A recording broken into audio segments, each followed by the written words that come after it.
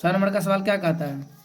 एक अर्धगोलाकार टंकी 1 सेंटीमीटर मोटी एक लोहे के चादर से यानी शीट से बना हुआ है, जिसको चादर जिसको चादरा कहते हो उससे बना हुआ है।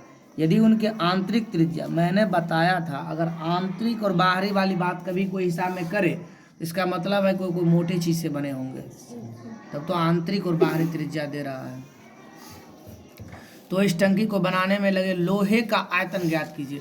आपको टंकी का आयतन नहीं कह रहा ज्ञात करने के लिए, कितना लोहा लगा उसका आयतन बताइए। तो कौन सी बड़ी बात है?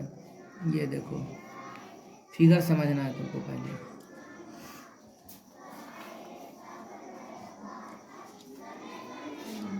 ये हुआ तुम्हारा आंतरिक। अब मान लो इतना मोटा है, मान लो इतना मोटा है,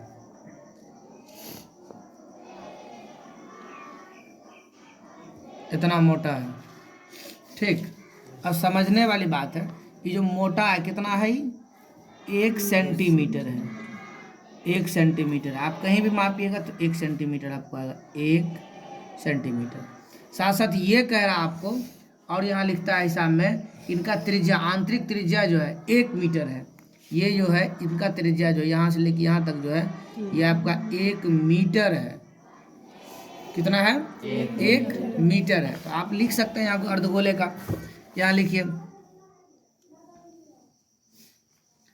अर्धगोले का त्रिज्या, अर्धगोले का त्रिज्या कितना है? 1 मीटर है। भैया ये है 1 मीटर और ये है 1 सेंटीमीटर, तो क्यों ना इसको भी सेंटीमीटर में बदल लिया जाए। यहाँ लिखिए सीएम में बदलने पर, जानते हो कैसे बदलते हैं? बदलने पर कैसे बदलते हैं? 1 गुना 100 बराबर 100 सेंटीमीटर। ये सेंटीमीटर हो गया। अब सपोज करो तुम, उदाहरण लो, यहाँ से तुम यहाँ तक खींचा 100 सेंटीमीटर हुआ, अब बाकी इधर भी 1 सेंटीमीटर है। कितना सेंटीमीटर हो जाएगा पूरे? 101 सेंटीमीटर। बोलो एक कितना हो जाएगा? 101 सेंटीमीटर। तो अब आपका नया त्रिज्या हो गया, या बड़ा त्रिज्या कह सकते हैं, या बाहरी तक की त्रिज्या कह सकते हैं, या अब आपको बड़ा त्रिज्या हो गया, बड़ा, सॉरी ये लो बड़ा त्रिज्या कितना हो जाएगा? बड़ा त्रिज्या ब्रैकेट में आर दे के लिखिए। बड़ा त्रिज्या कितना हो जाएगा? 101 सेंटीमीटर। छोटा त्रिज्या हो जाएगा कितना आपको?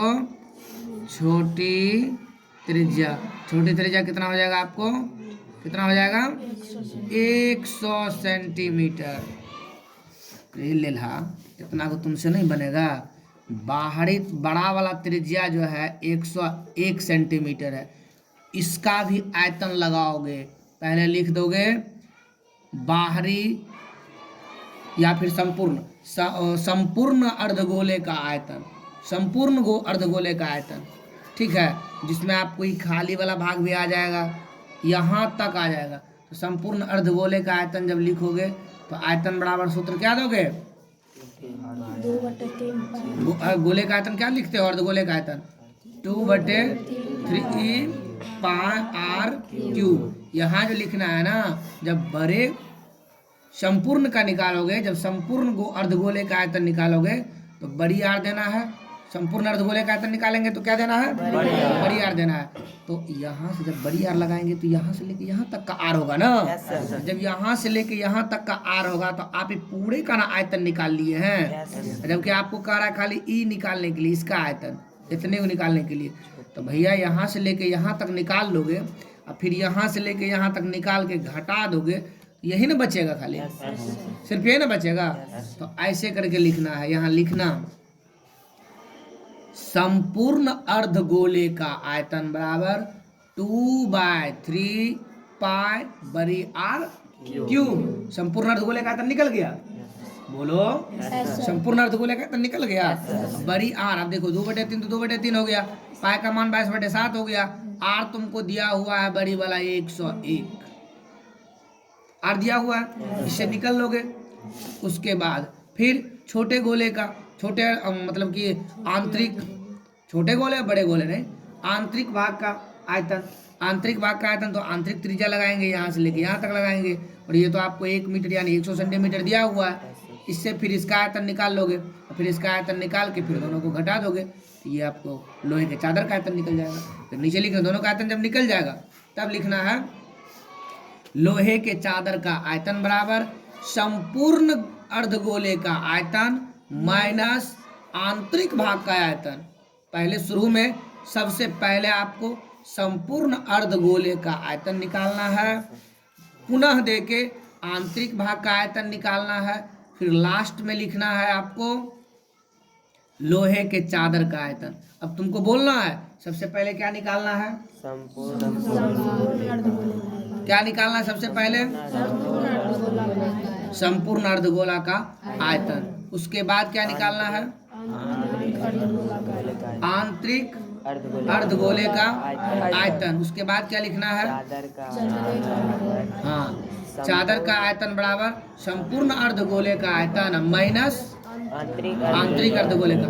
अब इसमें थोड़ी सी एक बात रखो, जब दोनों करोगे 2/3 को 2/3 ही रहने देना, पाए को पाए ही रहने देना, दोनों में कॉमन ले लेंगे, बना लेंगे। नहीं तो मान निकाल के बनाओगे। नहीं समझा मेरी बात को, नहीं समझा तो समझो ना।